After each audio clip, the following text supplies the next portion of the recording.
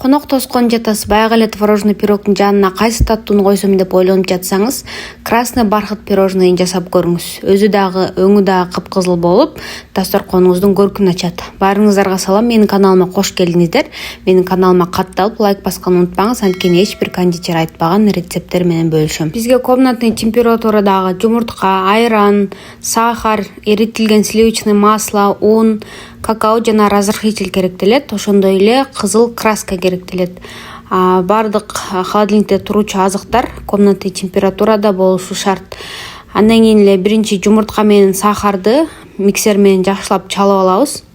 Ушундай ак масса болгонго чейин 5-6 минуттан ичинде чалып аласыздар. Даяр болгон яичный сместин 1/3 бөлүгүн башка посудага куюп алып аласыздар. Буну кийин эң акырында кайтадан кошобуз.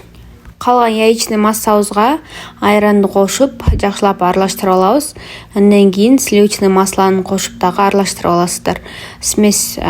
Яичный смес отуруп калбасын, лопатка менен акырын астынан үстүнө көтөрүп аралаштырасыздар. Андан кийин какао разрыхлитель унду 1 чашкага салып жакшылап аралаштырып аласыздар дагы.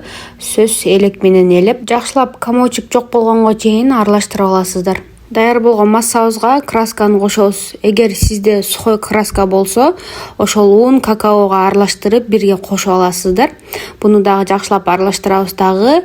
Эң башында алып койгон яичный смесибизди кайрадан кошуп, массабыз отуруп калбай тургандай кылып, үстүнөн астына көтөрүп аралаштырып аласыздар. Бизге ушундай 4 бурчтуу форма керектелет. Описанияга размерин жазып кетемин.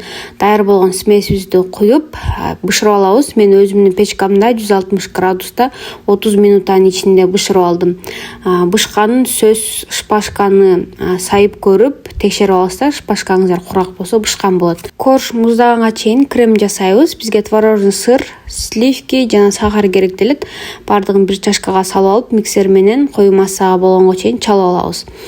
Биздин красный бархат муздап даяр болду. Бардыгын кондитерский нож менен кесип алдым. Үстүндөгү выпуклый болгон жерин кесип алып, ушундай крошка кылып алдым. Сборка кылабыз.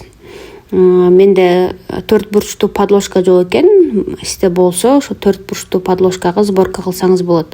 Даяр болгон кремди кондитерский мешокко салып алып, ушинтип жагып чыгабыз. Корж менен кремдин высоталары бирдей болсо, мисалы коржуңуз 2 см болсо, кремиңиз да 2 см болсо, кескенде пирожныйларыңыз аябай коз көрүнөт. Мен бул жерде бисквитке кызыл красканы азыраак кошуп коюп турмун. Өңү кичине кыпкызыл болуп чыкпай калды, бирок аябай нежный, даамдуу болуп чыкты. Ушинтип арткан кремди үстүнө сүйкөп алабыз дагы. Кандай кылып кесе турганыңызды метка кылып аласыз. Эгер пирожныйыңыз тегиз болсун десеңиз, чекесин бардыгын ичке-ичкеден кылып кичинеден кесип таштасаңыз болот, коз көрүнүш үчүн. Мен кескен жокмун. Андан кийин коздоо үчүн ошол артып калган крошка менен коздосоңуз болот, же болбосо ягода менен коздосоңуз болот. Өзүңүздүн табитиңизге жараша коздой берсеңиз болот. Мына биздин пирожныйлар даяр болду. Сөз жасап көрүңүздөр. Аябай сочный, вкусный болду. Пропиткага бир 7-8 саат коюп койсоңуздар, адан да сонун болот. Бирок мен сразу кесип жеп көрдүм. Аябай нежный болду. Оско салганда эле ээри турган. Сөз жасап көрүңүздөр. Эле менин каналыма катталып, лайк басканды унутпаңыздар.